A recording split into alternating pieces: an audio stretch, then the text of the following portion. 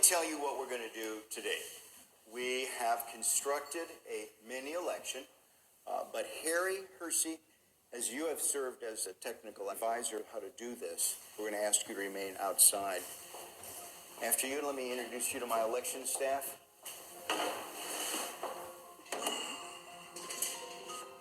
To ensure that we've not prepared some sort of a device that has been pre-rigged, pick the number, and then we'll grab that unit, and that will be the device that we will count the ballots on.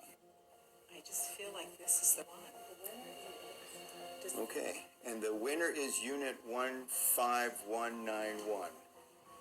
5191.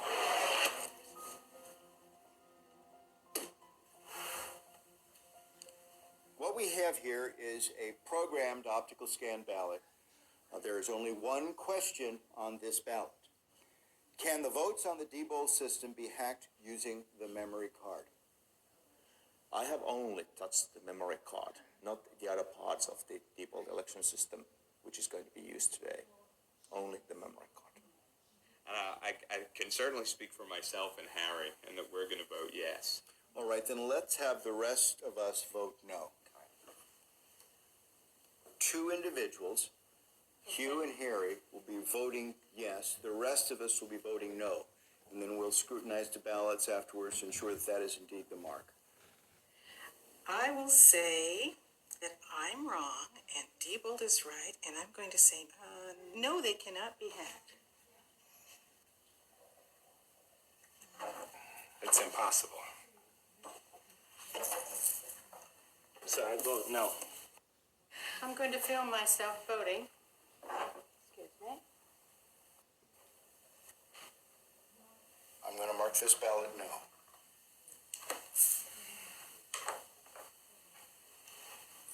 Dr. Thompson? I am going to mark this ballot yes. I've seen some pretty concerning things. Well, it's down to you're the last voter, Mary.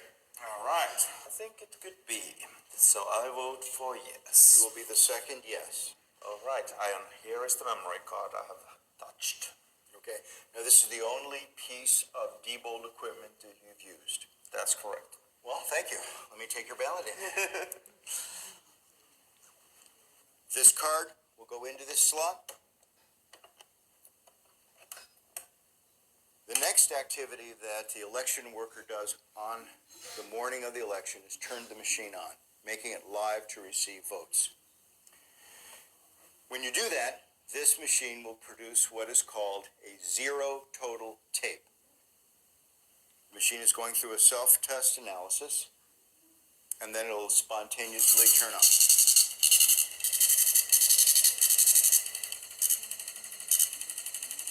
This is Harry's card that is telling us that there are 0 votes stored in the memory. Okay, let me get the ballots. Let's insert a yes ballot. We're going to put in another no. 7. And the last no ballot, 8. Placing the ender card in this device and telling it to turn off its counting function and do its reporting function will now cause the voting machine to print out a tape reading the number of votes that it had just read.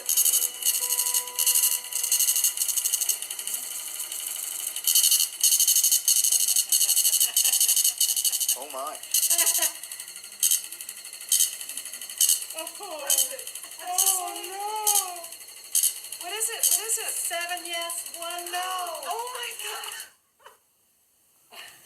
Oh my gosh! Let me see. Here's the tape. 7 people said it could be hacked. And we put through 6 and 2. 6 no's no's and 2 yeses. yes. Oh my gosh, do you know what this means? How do we know that Harry didn't just change the report and the votes themselves on the memory card are still correct? If that was the case when they go into GEMS, the results would be different, isn't that right? I mean, the only way to know that is to read them into GEMS and to check the vote See what totals. GEMS says. So should we do that? I think we should, because I want to confirm for my own analysis is this just a superficial Right, that's a good hack? In other words, question. did we just change the words on this paper? And we will upload this memory card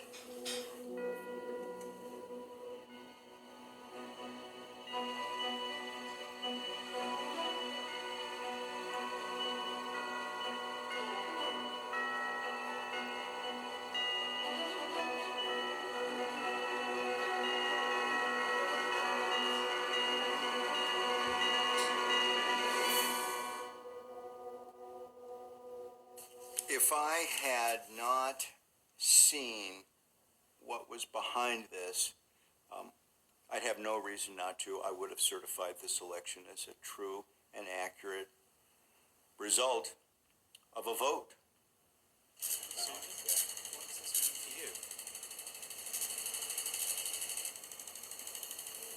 Makes me cry. I'm sorry, but it does. Why? Why? There's so many reasons.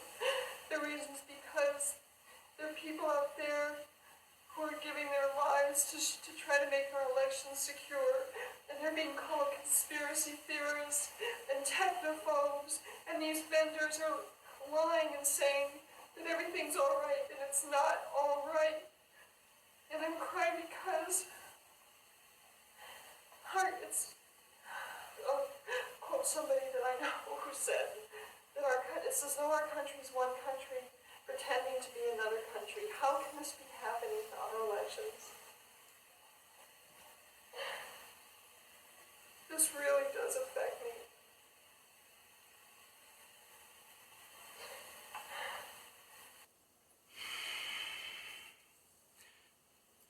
I don't know exactly how to describe what I saw here.